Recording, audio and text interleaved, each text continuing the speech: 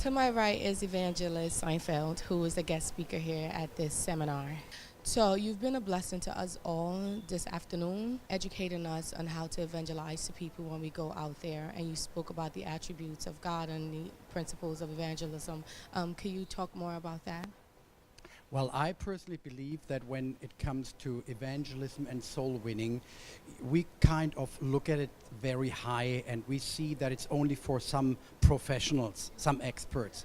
But I believe that this generation will get lost if we don't understand that the calling for soul winning is for every Christian. We are all called to be soul winners. And what it needs is not just a bunch of excited people, but it needs every Christian to be ignited with the power of the Holy Spirit to become an effective soul winner. Absolutely. Speaking of this generation, you made a statement that there's so much criticism going on these days and with so many broken young ones in this generation, and we must treat the young ones with love and with respect and with Christ. What can you say about that? Well, I believe it's a trick of the devil that he tries to get people into criticism. Criticism is killing people faster than drugs because it breaks the personality of a person.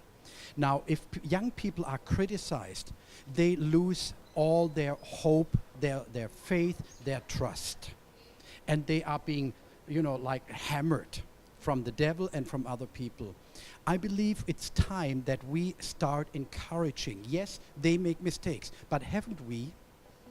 And I come from a generation where people, in spite of my mistakes, in spite of my failures, people believed in me. And they encouraged me. We read in the Old Testament, there is a guy who is trying to do a tool, make a tool. And the young man is trying to fix it. And he comes and it still wobbles. And the chief, he takes it, the master, he takes it and he fixes it and he says, it's okay.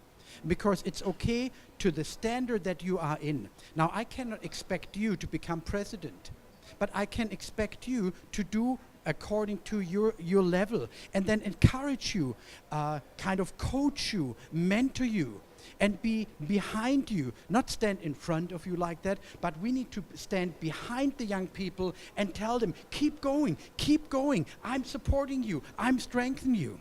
That's what I believe we need. Awesome of you. We need a lot of evangelists, individuals like yourself. Thank you so much. Another question for you that I wrote down.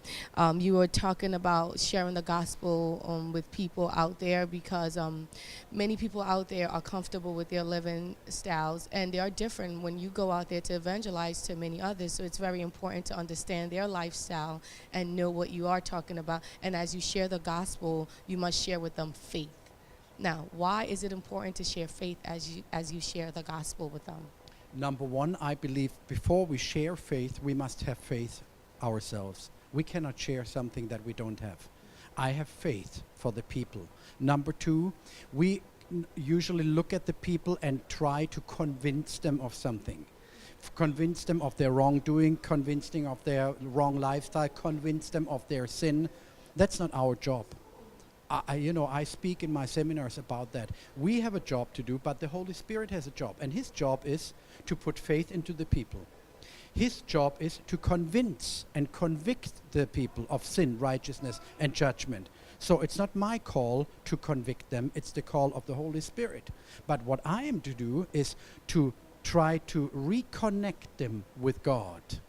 Just to share them, because if I travel in Asia or America or North Africa, South Africa, Europe, people are different, but one thing is always the same. They are longing for something. There's a void they try to fill. And the void is there because they are disconnected from God. Now they try to fill the void with everything else, but nothing will really settle their peace inside before they get reconnected with Christ. Evangelist Seinfeld, thank you so much.